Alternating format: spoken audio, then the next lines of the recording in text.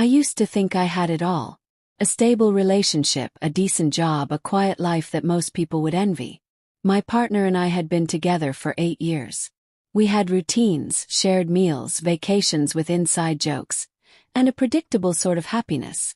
It wasn't exciting, but it was safe. Every morning started the same. Coffee, a kiss on the cheek, and off to work. Every night ended with Netflix, minimal conversation, and sleep. Nothing was wrong on the surface. But under it, things had started to cool off without either of us noticing. Or maybe we had and just chose to ignore it. The intimacy faded first. Not just physically, emotionally too. We talked, but only about errands or bills. Our texts were dry. Even our hugs felt habitual. I told myself this was what long-term relationships became. Comfort over chemistry, routine over risk. But sometimes I'd look at my partner and feel like a roommate was sitting beside me. Still, I never considered straying. I valued loyalty more than anything. At least I thought I did. Then someone new joined my workplace. Let's call him Jordan. He wasn't overly charming or flirtatious. Just present. He asked questions, listened like he cared about the answers. He remembered little things I said. It wasn't romantic at first, just refreshing. When I laughed at his joke during a meeting, I felt something I hadn't felt in a long time, seen. One afternoon we both stayed late working on a deadline. While eating vending machine snacks in the break room, he said, "You're easy to talk to. Feels rare." That one sentence stayed with me all night. Over the next few weeks, we crossed paths more. Conversations got deeper. Less about work, more about dreams, regrets, even childhood stories. He noticed when I wore something different. He complimented my ideas in meetings. At home, things remained the same. Polite exchanges with my partner, but that spark, if it had ever existed, felt like a memory. One night, Jordan sent me a voice message thanking me for listening to him about something personal. His voice was warm, intimate, even though he didn't say anything romantic. I played it 3 times before deleting it. I told myself I was overreacting, that this was nothing. But the truth was, I looked forward to seeing Jordan. I put more thought into my outfits, my makeup. My phone felt exciting again. Home, I became quieter. My partner noticed. "Everything okay?" they asked one evening. He nodded. "Just tired from work." That was the first real lie. And it was terrifying how easy it came out. One day, Jordan brushed past me in the hallway. Just a touch, light, brief, but it lingered. Not the touch itself, but what it stirred in me. I hadn't felt wanted like that in years. I felt guilty, but not enough to stop thinking about it. Not enough to pull away. Something had shifted. I hadn't cheated, not technically. But in my mind, I was already somewhere I shouldn't be. I started noticing how often Jordan crossed my mind. Not just at work, but everywhere, in the car, in the shower, even while lying next to my partner. I'd catch myself smiling at his texts, replaying things he'd said. At first, I tried to convince myself it was harmless. People get little crushes. It didn't mean anything if I didn't act on it. That's what I told myself over and over, even though the line between innocent and dangerous was wearing thin. He messaged me late one night. Nothing inappropriate, just a funny meme followed by, "You're the first person I thought of." I stared at the screen longer than I should have before replying with a laughing emoji. It was such a small thing, but it made my heart race in a way that hadn't happened in years. My partner was asleep beside me, snoring lightly, completely unaware. I suddenly felt this ache, like something essential was missing in my life, and I hadn't realized it until now. The next morning, I avoided eye contact with my partner. Everything felt different. Not because anything had happened between Jordan and me, but because something had changed inside me. I was looking forward to work, to seeing someone who made me feel alive, interesting, wanted. Home, I felt like I was disappearing. There was no malice, no abuse, just indifference that had become a wall between us. At work, Jordan asked if I wanted to grab lunch. It wasn't unusual, but it felt charged. We sat in his car talking about nothing and everything. He told me about his past relationship, how it ended because he felt unseen. I nodded too quickly. When he said, "You get it, don't you?" I didn't answer. I didn't need to. The silence said enough. Things escalated slowly. The conversations became more personal. He started calling me instead of texting. We'd talk late, always under the pretense of something casual. TV shows, random thoughts, work stress. But the emotional intimacy was unmistakable. He asked questions my partner hadn't asked in years. He remembered details. He noticed moods. I started deleting messages not because they were explicit but because they were us, our world, separate, sacred. And I knew if my partner saw them, they'd understand immediately what was happening. I was lying more, working late, just tired, out with a friend. Each excuse chipped away at my sense of who I was.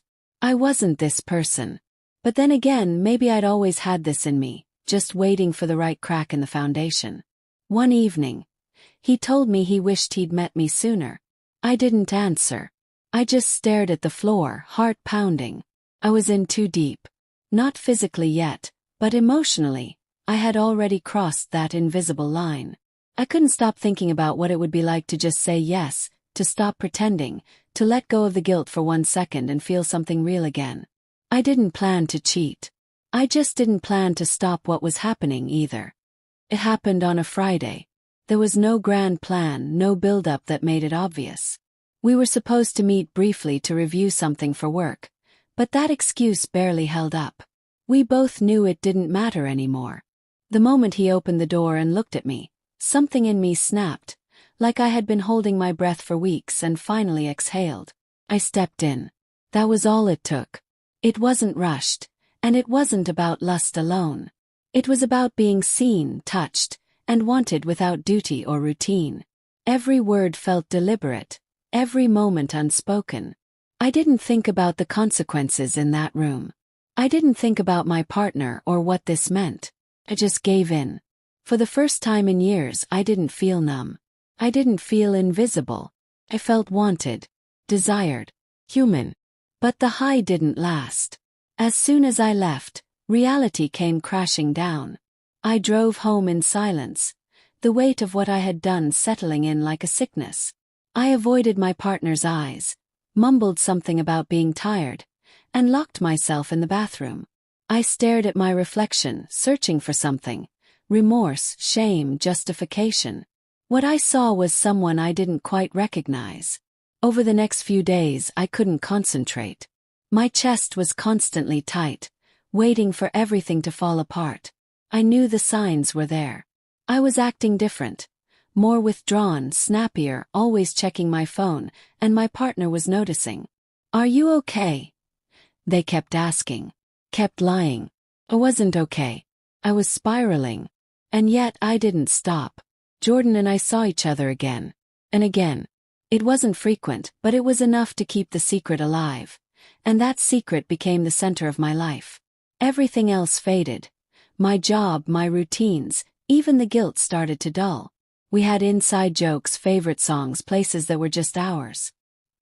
He would say things like, "I wish you were mine," and I wouldn't correct him. Because in that moment I wished it too. Home I became an actor.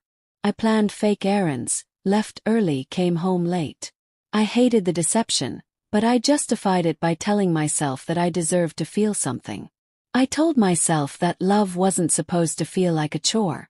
That maybe this was what I had been missing all along. But deep down I knew I was running out of space to hide. One small mistake could unravel everything. The fear of being caught started growing. A glance at my phone. Scent on my clothes. Change in my mood.